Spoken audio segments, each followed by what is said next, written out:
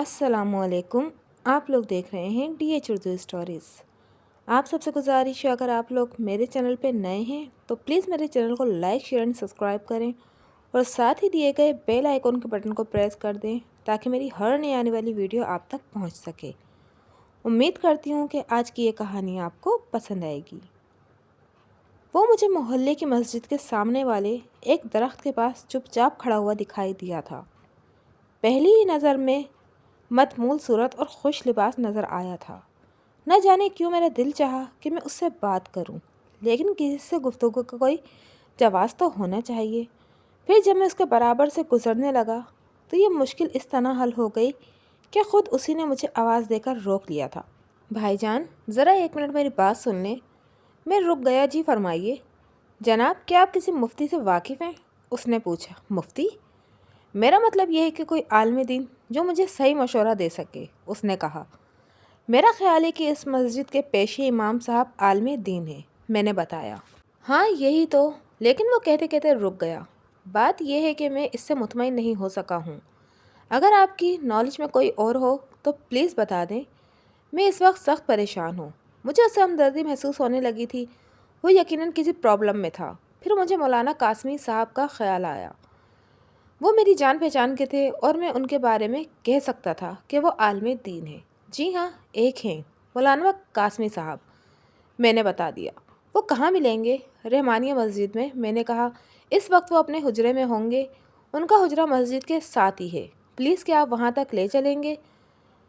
मैं इस शहर में नया आया हूँ, इसलिए मुझे नहीं मालूम। कोई बात नहीं, आइए चलते हैं, पैदल ही का रास्ता है। मैं उससे कुछ पूछना चाह रहा था, लेकिन उसकी संजीदगी और उदासी देखकर मैं खामोश रहा। कुछ देर बाद मस्जिद आ गई। कासमी साहब अपने हुजरे में ही मौजूद थे। मुझे देखकर बहुत खुश हुए। अरे भाई, आपसे तो मिलना ही नहीं होता, उन्होंने कहा। मैं शर्मिंदा हूँ कासमी साहब, मुझे फुर्सत नहीं मिलती। वैसे इस वक्त इन साहब को आपके पास लेकर आया हूँ। ज़रूर फरमाइए। मैंने उस शख्स की तरफ देखा। मैंने सोचा कि मैं हुजरे से बाहर चला जाऊँ। न जाने उसका क्या मसला है, मेरे सामने बयान करना पसंद करे या ना करे। शायद उसने भांप लिया, इसलिए जल्दी से बोला, अरे साहब आप भी बैठिए, ये ऐसी कोई बात नहीं है। फिर उसने बताया उसका नाम जमील है और वह लाहौर से कराची आया है। कारोबार करने का इरादा है। उसने एक मकान किराए पर ले रखा है। वो 2 दिन पहले उसका अपनी बीवी से झगड़ा हो गया था। उसने गुस्से में आकर बीवी को तलाक दे दी और अब शर्मिंदा है, रुजू करना चाहता है। ये कोई ऐसी ख़ास बात नहीं थी। इस मुआशरे में इस किस्म के वाक़यात होते ही रहते हैं। रोज़ाना इस मामले में न जाने कितने फतवे जारी किए जाते हैं। अदालतों में दर्जनों मुकदमात चलते रहते हैं। मौलाना साहब ने उसे समझाना शुरू कर दिया था। भाई, गुस्सा इसलिए हराम होता है ये कि आंखों पर पट्टी बांध देता है। अब तुमने जो किया है इसकी सज़ा तो मिलनी है ना। क्या दोबारा रुजू करने का कोई तरीका नहीं है? उसने पूछा। नहीं, सिवाय हलाला के और कोई तरीका नहीं है। मौलाना साहब ने उसे हलाला के मसाइल समझाए। अब एक सवाल और करना था, उसने कहा। इस शहर में हम दोनों तन्हा हैं, यानी हमारा कोई रिश्तेदार नहीं है। ऐसी सूरत में वो इद्दत कहाँ गुजारे? वो इस वक्त कहाँ है? उसी मकान में है जो हमने किराए पर लिया है। ऐसी मजबूरी की सूरत में ये हो सकता है कि आप दोनों अलग कमरों में रहें, मौलाना साहब ने कहा। कोशिश ये करें कि एक दूसरे के आमने सामने ना आए। जी हाँ, ये तो मुमकिन है, उसने कुछ सोच कर बताया। क्योंकि एक कमरा मकान के गेट के साथ है, मैं इसमें रह सकता हूँ। हाँ, तो फिर इसे इद्दत गुजारने दें। खुदा आप जैसों को नेक हिदायत दे। वो सर झुकाए मौलाना साहब की बातें सुनता रहा। मैं उसकी कशमकश को समझ रहा था। कुछ देर बाद वो और मैं मौलाना साहब के हुजरे से बाहर आ गए। वो इस वक्त बहुत उदास हो रहा था। शायद शर्मिंदगी के शदीद एहसास ने उसे परेशान करके रख दिया था। अच्छा भाई, मुझे इजाज़त दें, मैंने बाहर आकर कहा। शायद अब कुछ नहीं हो सकता, वो अपने आप से बोला। कुछ नहीं हो सकता? पता नहीं क्या हो गया था मुझे, पागल हो गया था मैं। जमील साहब, मैंने उसे फिर मुखातिब किया। मुझे इजाज़त दें, प्लीज़ 2 मिनट मेरे साथ रुक जाएं, उसने इल्तिजा की। अगर आपके पास वक्त हो तो। मैं इस वक्त बहुत डिस्टर्ब हो रहा हूँ। मैं आपकी परेशानी समझ रहा हूँ, मैंने कहा। ऐसा करें, आप मेरे घर चले, मैं भी इसी मोहल्ले में रहता हूँ, कुछ देर रुक कर चले जाइएगा। ठीक है साहब। उसने एक गहरी सांस ली। उस वक्त मुझे वाकई किसी सहारे की ज़रूरत है। मैं उसे अपने मकान ले गया। एक मंजिला छोटा मकान, लेकिन खूबसूरत मकान। मैंने ये मकान बहुत शौक से बनवाया था और इसकी आराइश बहुत आर्टिस्टिक अंदाज में की थी। कोई भी शख्स मेरे मकान में आकर उसकी तारीफ़ किए बगैर नहीं रह सकता था। इसने भी ड्राइंग रूम में बैठकर तारीफ़ी निगाहों से इधर उधर देखना शुरू कर दिया। بہت خوبصورت مکان ہے آپ کا، اس نے کہا۔ مکان کی سجاوٹ یہ بتا رہی ہے کہ آپ اعلیٰ ذوق کے مالک ہیں۔ یہ تو ہے، لیکن جمیل صاحب اصل ذوق اسی وقت سامنے آتا ہے جب اس کی تکمیل کے لیے پیسے بھی ہوں۔ یہ بات تو ہے، اس نے تائید کی۔ اس کا مطلب یہ ہے کہ آپ ماشاء اللہ۔ ہاں خدا کا شکر ہے، میں نے کہا، اپنا بزنس ہے اور وہ ٹھیک ہی جا رہا ہے۔ خیر آپ بتائیں آپ کے ساتھ کیا ہوا؟ وہ کچھ دیر تک سوچتا رہا۔ ظاہر ہے اس کا گھریلو معاملہ تھا اور میں اتفاقاً اس میں انوالو ہو گیا تھا۔ پھر اس نے اپنے بارے میں بتایا کہ اس کا نام جمیل ہے، لاہور سے تعلق ہے، وہیں تعلیم حاصل کی۔ اس کی پسند تو کچھ اور تھی، لیکن والدین نے زبردستی اس کی شادی مدیحہ سے کروا دی، جس کے بارے میں اسے اندازہ نہیں تھا کہ وہ اتنی زبان دراز ثابت ہوگی۔ وہ مدیحہ کو اس لیے لاہور سے کراچی لے آیا تھا کہ شاید یہاں آ کر اس کی عادت بدل جائے، لیکن اس کی زبان درازی قائم رہی۔ اس کے باوجود وہ مدیحہ سے محبت کرتا رہا اور آج بھی اس سے محبت کرتا ہے، اگرچہ غصے میں آ کر اسے طلاق دے چکا ہے۔ جمیل صاحب، کیا ضروری ہے کہ حلالہ کے بعد جب وہ دوبارہ آپ کے پاس آئے تو اس کا مزاج بدل چکا ہو؟ کوئی ضروری نہیں ہے، لیکن اب مجھے احساس ہو رہا ہے کہ میں شاید اس کے بغیر نہیں رہ سکوں گا، چاہے وہ جیسی بھی ہو۔ زندگی بھر اس کی بد مزاجی برداشت کرتا رہوں گا۔ پھر اس نے ایک گہری سانس لی۔ ندیم صاحب، محبت تو شاید اسی کا نام ہے، کیوں؟ ہاں بھائی، محبت اسی کا نام ہے۔ آپ کی بیوی بچے کہاں ہیں؟ اس نے پوچھا۔ جمیل صاحب، حالات ایسے رہے کہ میں ابھی تک شادی نہیں کر پایا ہوں، میں نے بتایا۔ اوہ! کچھ دیر بعد وہ اجازت لے کر چلا گیا۔ میں اس کے بارے میں سوچتا ہی رہا۔ اچھا خاصا معقول آدمی، ذرا سی غلطی نے اس کا کیا حال کر دیا تھا۔ کئی دنوں بعد پھر اس سے ملاقات ہوئی۔ اس بار وہ پہلے سے زیادہ پریشان تھا۔ اس نے دیکھتے ہی کہا، ندیم صاحب، میں آپ کے پاس آنا چاہ رہا تھا لیکن ہمت نہیں ہوئی۔ کس بات کی ہمت؟ یہ خیال آیا کہ آپ پتہ نہیں کیا خیال کریں۔ اس نے کہا، ارے مجھے کیا خیال کرنا ہے، بلکہ مجھے تو خوشی ہوتی۔ چلیے گھر چل کر بیٹھتے ہیں۔ نہیں، آج آپ میرے غریب خانے پر چلیں گے، اس نے کہا۔ وہ بھی زیادہ دور نہیں ہے، قریبی ہے۔ چلیے تو پھر آپ ہی کے ہاں چلتے ہیں۔ اس نے جیسا بتایا تھا اس کا مکان ویسا ہی تھا۔ اس کا کمرہ گیٹ کے ساتھ ہی بالکل الگ تھلگ تھا۔ اندر 2 کمرے اور تھے۔ اس کے کمرے کا اثاثہ بہت مختصر تھا۔ ایک چرپائی، ایک میز، 2 کرسیاں اور ایک کونے میں رکھا ہوا ایک سوٹ کیس۔ بس ندیم صاحب، اسی طرح زندگی گزر رہی ہے۔ اس نے کہا، آپ بیٹھیے، میں آپ کے لیے چائے کا بندوبست کرتا ہوں۔ ارے نہیں بھائی، رہنے دیں، سوال ہی نہیں پیدا ہوتا، آپ پہلی بار آئے ہیں، اس طرح تو نہیں جانے دوں گا۔ لیکن آپ چائے کا بندوبست کس طرح کریں گے؟ وہ بات یہ ہے کہ میں بدیہ کو آواز دے کر چائے کے لیے کہہ دیتا ہوں۔ وہ میرے سامنے تو نہیں آتی، لیکن چائے کی ٹرے لا کر دروازے پر رکھ دیتی ہے۔ اس طرح کم از کم چائے مل جاتی ہے۔ میں نے اسے پھر روکا، لیکن اس نے دروازے کے باہر جا کر چائے کے لیے آواز لگا دی تھی۔ پلیز 2 کپ چائے بھیج دیں، میرے مہمان آئے ہیں۔ چائے کا بول کر وہ کمرے میں آ گیا۔ ندیم صاحب، میں سموسے لے کر آتا ہوں۔ ارے نہیں بھائی، یہ آپ نے کیا تکلف شروع کر دیا؟ پلیز میری خوشی کے لیے، اس نے کہا۔ بس 10 منٹ میں واپس آتا ہوں۔ وہ بہت ہی مہمان نواز ثابت ہو رہا تھا۔ وہ چلا گیا۔ میں اس کے کمرے کا جائزہ لینے لگا۔ کچھ کتابیں بھی تھیں جن سے یہ ظاہر ہو رہا تھا کہ اسے پڑھنے کا شوق ہے۔ اسی دوران دروازے پر دستک کے ساتھ کسی عورت کی آواز آئی، چائے لے جائیں۔ میں چونک گیا، یہ اس کی سابقہ بیوی تھی جو چائے بنا کر لائی تھی۔ اس نے دوبارہ دستک دی۔ میں نے بلند آواز میں بتایا، جمیل بازار تک گئے ہیں۔ اچھا تو آپ لے جائیں، اس نے کہا۔ میں نے ٹرے لینے کے لیے دروازہ کھول دیا اور میری آنکھیں چندیا کر رہ گئیں۔ اگرچہ وہ بہت سادہ لباس میں تھی، اس کے باوجود اس کی خوبصورتی دیکھنے والی تھی۔ کھلتا ہوا رنگ، بڑی بڑی آنکھیں، گول چہرہ اور دلکش سراپا۔ بدقسمت تھا جمیل، جس نے ایسی عورت کو طلاق دے کر اپنی زندگی سے الگ کر دیا تھا۔ میں نہ جانے کب تک اسے دیکھتا ہی رہتا اگر اس کی آواز چونکا نہیں دیتی۔ یہ لیں، ٹرے لے لیں۔ میں نے شرمندہ ہو کر ٹرے اس کے ہاتھ سے لی اور کمرے میں واپس آ گیا۔ اس کی ایک جھلک نے مجھے پاگل سا کر دیا تھا۔ نہ جانے کیسے کیسے خیالات آنے لگے تھے۔ کچھ دیر بعد جمیل بھی سموسے لے کر آیا تھا۔ سموسے کھانے اور چائے پینے کے دوران میں بس ہوں ہاں ہی میں باتیں کرتا رہا تھا۔ کچھ کہنے سننے کو دل ہی نہیں چاہ رہا تھا۔ خود جمیل نے میری اس کیفیت کو محسوس کر لیا تھا۔ کیا بات ہے ندیم صاحب، آپ کچھ کھوئے کھوئے سے ہیں؟ ارے نہیں، بس یوں ہی سر میں درد ہو رہا ہے۔ میں آپ کے لیے کوئی ٹیبلٹ لے آؤں؟ اس نے پوچھا۔ نہیں نہیں، میں ٹھیک ہو جاؤں گا، بس اب چائے پی کر گھر جاؤں گا، کوئی آنے والا ہے۔ ٹھیک ہے صاحب، لیکن آپ سے ملاقات ہوتی رہنی چاہیے، آپ کی وجہ سے میں نے اپنے آپ کو اتنا سنبھال لیا ہے۔ ہاں ہاں، کیوں نہیں، جب جی چاہے۔ گھر آنے کے بعد میں مدیحہ کے تصور سے جان نہیں چھڑا سکا۔ وہ چاند سا چہرہ نگاہوں کے سامنے پھر رہا تھا۔ جمیل بے وقوف آدمی تھا۔ اگر مدیحہ زبان دراز بھی تھی تو پیار سے، نرمی سے اس کی زبان درازی ختم کروائی جا سکتی تھی، لیکن اس نے تو طلاق ہی دے دی تھی اور اب پچھتا رہا تھا۔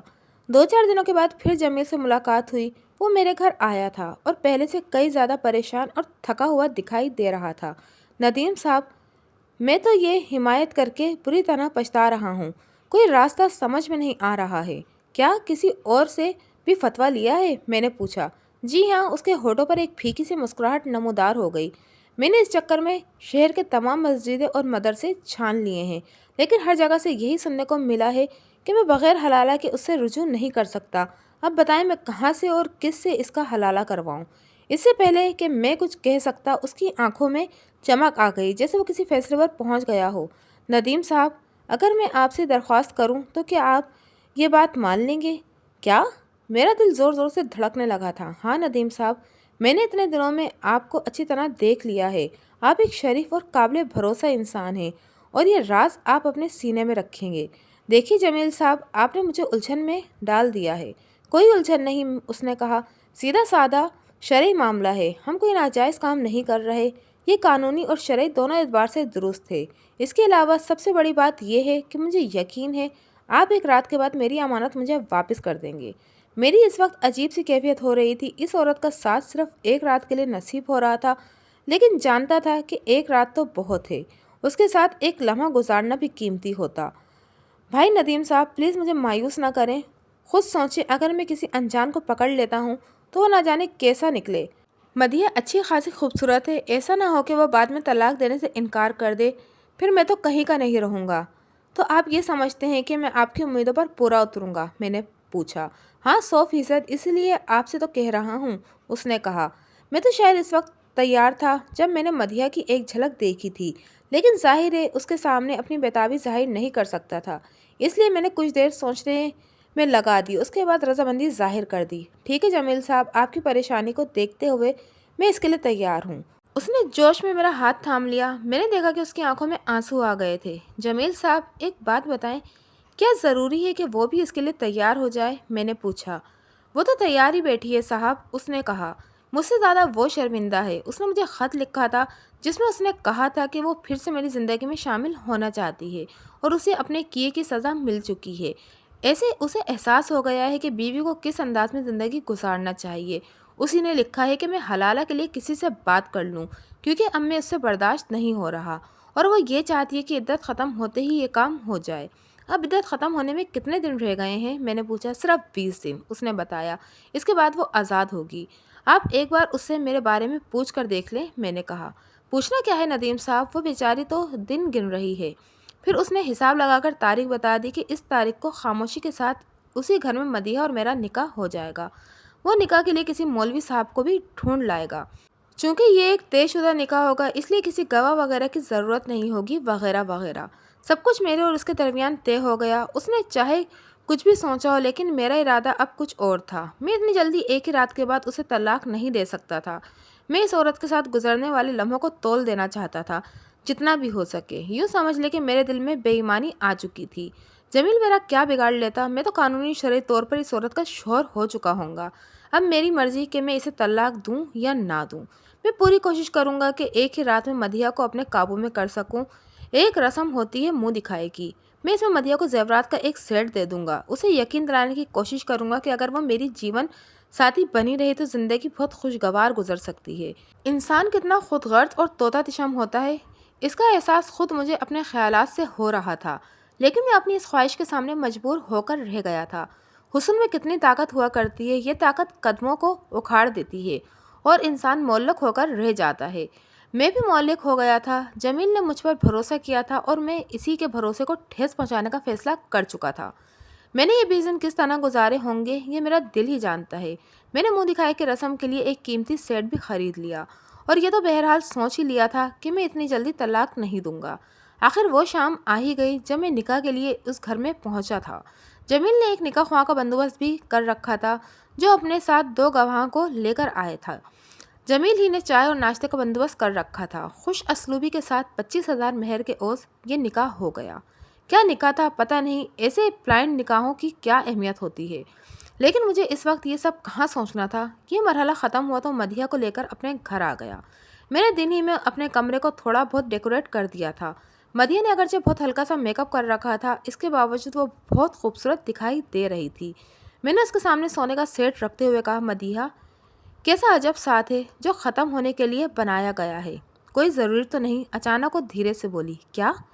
ہاں ندیم صاحب، کوئی ضروری نہیں ہے کہ یہ ساتھ ایک رات یا ایک ہفتے کا ہو، یا ہمیشہ کے لیے بھی ہو سکتا ہے۔ مدیحہ یہ تم کیا کہہ رہی ہو؟ ٹھیک ہی کہہ رہی ہوں، اس نے کہا۔ آپ کیا سمجھتے ہیں کہ میں اس کے ساتھ خوش تھی؟ نہیں، کبھی خوش نہیں رہی، لیکن نبھائی جا رہی تھی کیونکہ میرے سامنے کوئی دوسرا راستہ نہیں تھا۔ لیکن وہ تو یہ کہہ رہا تھا کہ تم دوبارہ اس کے پاس جانے کے لیے بے چین ہو رہی ہو۔ جھوٹ کہتا ہے وہ، ایسے آدمی کے پاس کون جانا پسند کرے گا جو ذرا سی بات پر بھڑک جاتا ہو؟ خود دیکھ لیں، اس نے ذرا سی بات پر مجھے طلاق دے دی تھی اور اب میرا حلالہ کروا دیا۔ مدیحہ اگر تم اس کے پاس نہیں جانا چاہتی تو کوئی زبردستی نہیں ہے۔ میں نے کہا، میری مرضی ہے، میں تمہیں طلاق دوں یا نہ دوں۔ میں بھی یہی چاہتی ہوں ندیم صاحب، اس نے ایک گہری سانس لی۔ اس دن جب میں نے آپ کو پہلی بار دیکھا تو مجھے احساس ہوا کہ میری زندگی کا ساتھی آپ جیسا ہونا چاہیے تھا۔ اب آپ کی مرضی ہے، آپ یا طلاق دیں اور مجھے اس کے حوالے کر دیں یا پھر مجھے اپنا بنا لیں۔ مدیحہ میری جان، میں خوشی سے نہال ہوتا جا رہا تھا۔ میرے لیے اس سے زیادہ خوشی اور کیا ہوگی کہ تم جیسی عورت میری زندگی کی ساتھی بن جائے۔ ندیم صاحب ایک بات بتاؤں، آپ سے زیادہ یہ میری خوش نصیبی ہوگی۔ کمال ہے، اس نے تمہارے بارے میں یہ کہا تھا کہ تم حد درجہ بد زبان ہو اور غصے کی تیز ہو، لیکن میں تو تم کو بالکل مختلف پا رہا ہوں۔ اس کمینے نے بے وجہ طلاق دے دی تھی ندیم صاحب، اور اب اپنی شرمندگی چھپانے کے لیے الزام لگا رہا ہے۔ اب میں آپ کے سامنے ہوں، آپ خود ہی اندازہ لگا سکتے ہیں۔ میں نے اندازہ لگا لیا ہے، میں نے کہا۔ تم ہرگز ویسی نہیں ہو جیسا تمہارے لیے بتایا گیا تھا۔ شکریہ، وہ مسکرا دی۔ کوئی تو مجھے سمجھنے والا ملا۔ وہ رات بہت خوبصورت تھی۔ مدیحہ میری بیوی بن کر میرے ساتھ تھی۔ اس وقت میں نے اس خیال ہی کو ذہن سے جھٹک دیا تھا کہ صبح جب جمیل میرے پاس آئے گا تو میں اسے کیا جواب دوں گا۔ نہ جانے کتنی دیر سوتا رہا تھا۔ آنکھ کھلی تو مدیحہ بستر پر نہیں تھی، البتہ محلقہ غسل خانے سے پانی گرنے کی آواز آ رہی تھی۔ میں نے ایک آسودگی اور سرشاری کے عالم میں لیٹا ہوا اس کے بارے میں سوچتا رہا، لیکن جب بہت دیر ہونے لگی تو میں نے اس غسل خانے کے دروازے پر دستک دی۔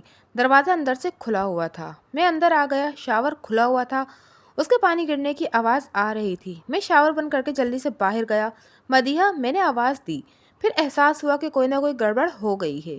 میری الماری بھی کھلی ہوئی تھی۔ میں نے جلدی سے الماری دیکھ ڈالی، اس میں میرے پرائز بانڈ غائب تھے۔ میں نے پچھلے دنوں بینک سے 2 لاکھ روپے نکلوائے تھے، وہ بھی نہیں تھے۔ میں نے مدیحہ کے لیے سونے کا جو سیٹ خریدا تھا وہ بھی غائب تھا۔ خدایا، کیا مطلب تھا اس کا؟ میں سر پکڑ کر رہ گیا، میرا سارا نشہ ہیرن ہو چکا تھا۔ پھر میں نے باہر کی طرف دوڑ لگا دی۔ میری گاڑی موجود تھی اور ان کمبختوں کا گھر بھی زیادہ دور نہیں تھا۔ گھر پہنچا تو وہاں کوئی بھی نہیں تھا۔ پتہ چلا کہ دونوں سویرے مکان خالی کر گئے تھے اور کسی کو نہیں معلوم تھا کہ کہاں گئے ہوں گے۔ میرے خدا، اتنا بڑا دھوکہ، اتنا بڑا فراڈ!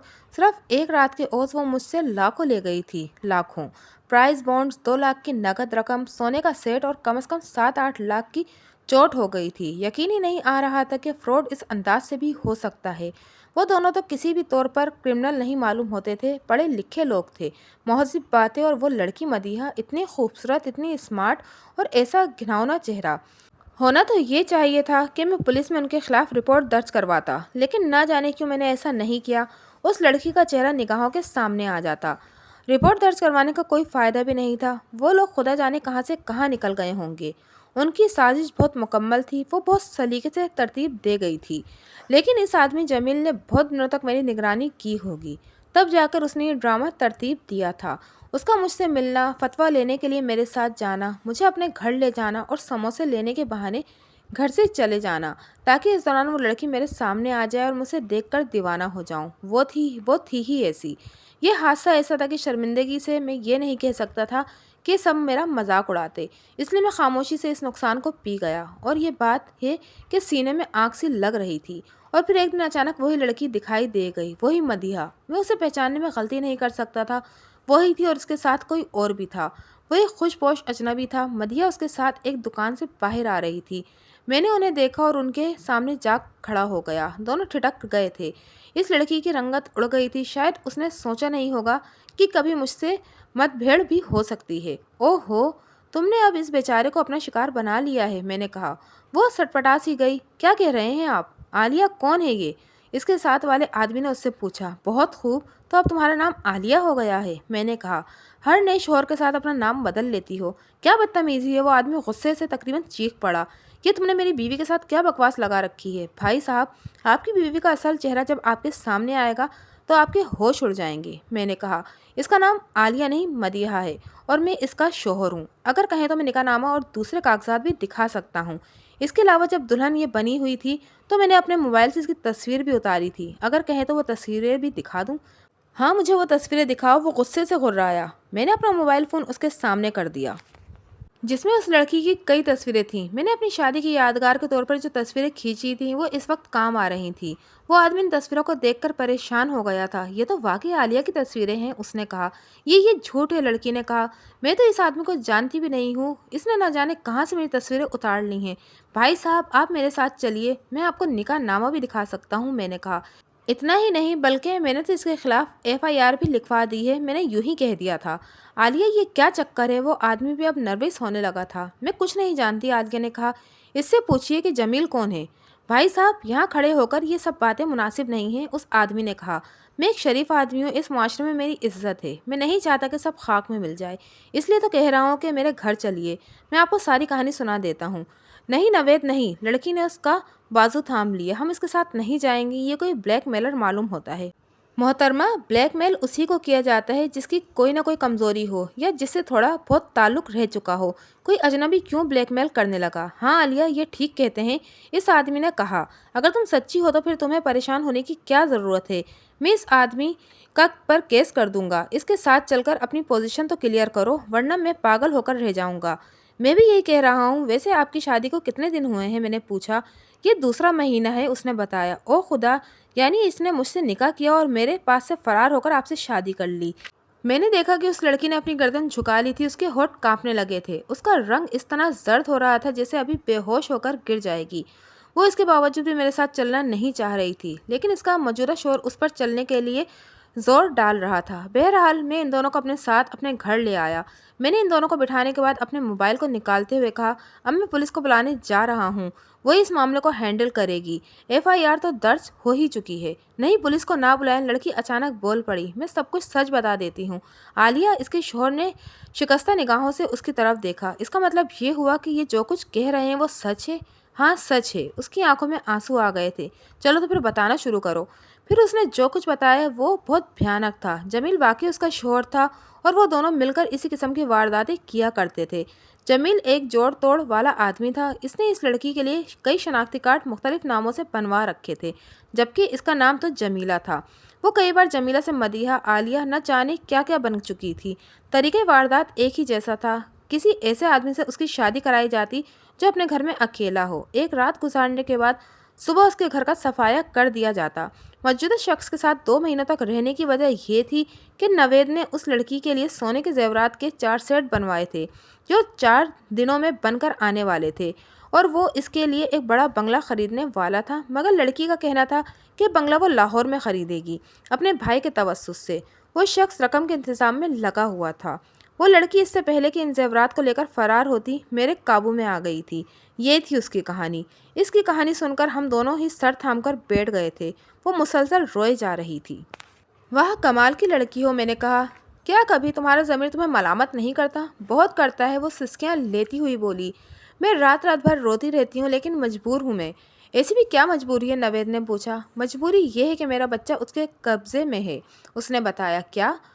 ہاں، اب ہم دونوں بھی چونک پڑے تھے۔ کیا کوئی اور کہانی بھی ہے؟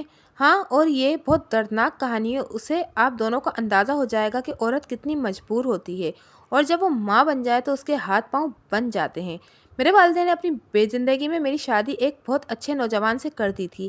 امتیاز نام تھا اس کا۔ شادی کے کچھ دنوں بعد والدین کا انتقال ہو گیا۔ اس وقت اگر امتیاز نہیں ہوتا تو شاید میں بری طرح بکھر جاتی۔ اس نے میری دلجوئی کی، مجھے سہارا دیا، بہت پیار دیا ہے، اور اس پیار کی نشانی ایک بیٹا تھا، خرم، بہت پیارا۔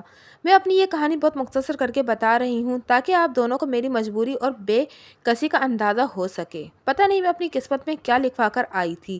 شاید کچھ لوگ پیدائشی بد نصیب ہوتے ہیں، میرا بھی شمار انہی لوگوں میں ہوتا ہے۔ میں نے اچھی خاصی تعلیم حاصل کی، میرا مطالعہ بھی بہت اچھا ہے، ادبی ذوق بھی رکھتی ہوں، لیکن کیا فائدہ؟ آپ دونوں کی نگاہوں میں ایک طوائف ہوں نا۔ فرق یہ ہے کہ طوائف نکاح کا ڈرامہ نہیں کرتی، لیکن میں ڈرامہ کرتی رہتی ہوں۔ خیر، جب ہمارا بچہ پیدا ہوا تو ہم دونوں ہی بہت خوش تھے، اولاد سے بڑی نعمت اور کیا ہو سکتی ہے، لیکن شاید تقدیر کو میری خوشیاں پسند نہیں تھیں، اس لیے جب خرم 3 سال کا ہوا تو امتیاز ایک حادثے میں انتقال کر گئے۔ میری تو دنیا ہی اندھیر ہو گئی تھی۔ کیا رہا تھا میرے پاس؟ کچھ بھی نہیں۔ دوسری طرف امتیاز کے والدین کا رویہ بھی بہت خراب ہوتا جا رہا تھا۔ وہ مجھے منحوس سمجھنے لگے تھے۔ وہ مجھ سے میرے بچے خرم کو چھین کر مجھے گھر سے نکال دینے کا پروگرام بنا رہے تھے، جس کا مجھے علم ہو گیا اور میں ایک دن خود خاموشی سے اپنے بچے کو لے کر اس گھر سے نکل گئی۔ اب میں کہاں جاتی، میرا تو کوئی ٹھکانہ بھی نہیں تھا۔ اتنا بتا کے اس نے پھر رونا شروع کر دیا۔ ہم سب اس کی کہانی دکھ اور حیرت سے سن رہے تھے۔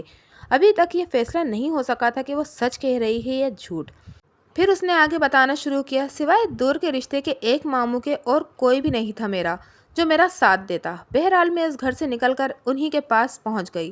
انہوں نے بہت بے دلی سے مجھے اپنے گھر کی اندر بلایا تھا۔ وہ پھر سے رونے لگی۔ اس کی 1000 باتیں سننی پڑ گئی تھیں۔ میں پاگل ہو گئی ہوں، سسرال چھوڑ کر بھاگ آئی ہوں، شوہر کا انتقال ہو گیا تو اس سے کیا ہوا؟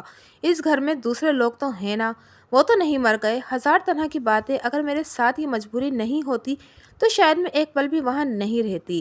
اس نے توقف کیا، آنسو پوچھے اور پھر سلسلہ کلام جوڑا، لیکن کیا کرتی، ڈھیٹ بن کر رہنا پڑا۔ بہرحال میں نے کس طرح وہاں دن گزارے ہوں گے یہ ایک طویل کہانی ہے۔ پھر یہ ہوا کہ انہوں نے جمیل کا رشتہ مجھ سے لگا دیا۔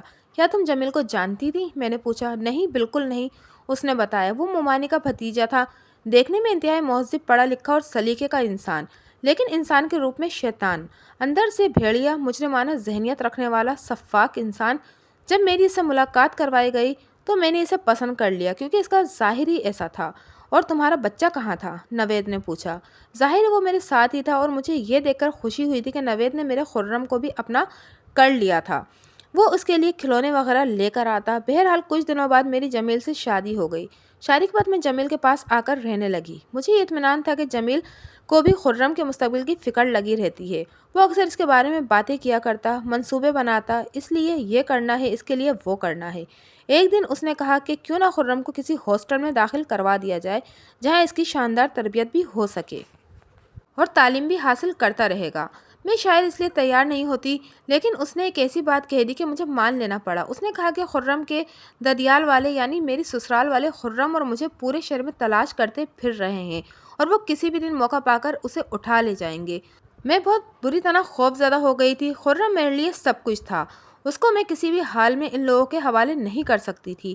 اس لیے میں نے جمیل کی بات مان لی اور خرم کو ایک ہاسٹل میں داخل کروا دیا۔ ہم دونوں خرم کو ہاسٹل لے کر گئے تھے، پھر اس کے بعد آج تک خرم کا پتہ ہی نہیں چل سکا۔ وہ بری طرح رونے لگی تھی۔ کیا مطلب؟ کہاں گیا تمہارا بیٹا؟ میں نے پوچھا۔ میں نہیں جانتی کہ اب وہ کہاں ہے، کس ہاسٹل میں ہے، اس نے بتایا۔ ہاسٹل والے نے بتایا کہ خرم کو اس کا باپ ہاسٹل سے نکال کر لے گیا تھا۔ ظاہر ہے میں نے جمیل کو خرم کا باپ ہی ظاہر کیا تھا، اس لیے وہ جب کسی بہانے اسے ہاسٹل سے نکالنے گیا تو وہ لوگ انکار نہیں کر سکے کیونکہ خود باپ آیا تھا۔ اور اب وہ کہاں ہے؟ نوید نے پوچھا۔ میں نہیں جانتی، جب جمیل سے پوچھتی ہوں تو وہ کہتا ہے کہ اسے دوسرے ہاسٹل میں کروا دیا ہے، لیکن ایڈریس نہیں بتاتا۔ اس کا کہنا ہے کہ میں اگر اس کے اشاروں پر نہیں چلی تو وہ زندگی بھر خرم سے میری ملاقات نہیں کروائے گا۔ بس یہ ہے میری مجبوری۔ ایک ماں اپنی اولاد کے لیے کیا نہیں کر سکتی؟ وہ اپنی عزت تک نیلام کر دیتی ہے جس طرح میں کر رہی ہوں۔ ہم دونوں ہی اس کی کہانی سن کر دنگ رہ گئے تھے۔ اگر اس نے خود بیانی نہیں کی تھی تو پھر وہ واقعی مظلوم تھی۔ اس کا کوئی قصور نہیں تھا سوائے اس کے کہ وہ ایک ماں تھی، اور ماں کے لیے اس کی اولاد ہی سب کچھ ہوتی ہے۔ کیا تم مجھے بتا سکتی ہو کہ وہ کہاں ہوگا اس وقت؟ میں نے پوچھا۔ ہم نے محمود آباد میں ایک مکان کرائے پر لے رکھا ہے، اس نے بتایا۔ خدا کے لیے میرے بچے کو اس کی کیس سے چھڑوا لیں۔ نوید نے میری طرف دیکھا۔ میرا ایک دوست پولیس کا ایک بڑا آفیسر ہے، اگر کہیں تو اس کی مدد لی جائے۔ بالکل، میں دیر نہیں کرنی چاہیے۔ مختصر یہ کہ ہم نے پولیس کی مدد لی اور اس مکان پر چھاپہ مار دیا جہاں جمیل تھا۔ وہ بہت ہی مشہور کیس ثابت ہوا تھا۔ عدالت نے جمیل سے جب جمیلہ کے بیٹے کے بارے میں دریافت کیا تو اس کمبخت نے یہ روح فرشا انکشاف کیا کہ وہ اسے قتل کر چکا ہے اور اس کی لاش کہیں پھینک دی تھی۔ خدا کی پناہ، کتنا بے رحم، بھیانک اور ظالم انسان تھا، درندوں سے بھی بدتر۔ وہ ایک اولاد کو ڈھال بنا کر اس کی ماں کو گندگی کے راہ پر چلاتا رہا، جبکہ وہ اس اولاد کو پہلے ہی مار چکا تھا۔ جمیلہ کی حالت دیکھ کر اور اس کی کہانی سن کر عدالت کا ماحول سوگوار ہو گیا تھا۔ خود جج کی آنکھوں میں آنسو آ گئے تھے۔ فاضل جج نے اس بے رحم شخص کے بارے میں اپنے فیصلے میں یہ لکھا تھا کہ یہ شخص اس قابل ہے کہ اسے بار بار سزائے موت دی جائے، لیکن افسوس ہم ایک بار سے زیادہ کسی کو پھانسی نہیں دے سکتے۔ عدالت نے اسے موت کی سزا سنا دی تھی۔ اس وقت نوید کا کردار قابل تعریف تھا۔ اس نے عدالت میں بیان دیا کہ وہ زندگی بھر کے لیے اس مظلوم لڑکی کا سہارا بننے کو تیار ہے، لیکن نوید کی محبت اور اس کا یہ خلوص بھی کسی کام نہیں آ سکا۔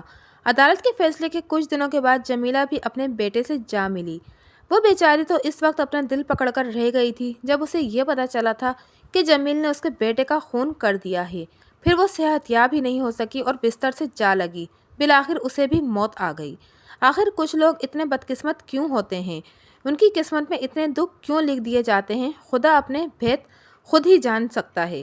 ہو سکتا ہے کہ دوسری دنیا میں وہ اپنے بیٹے کے ساتھ رہ رہی ہو۔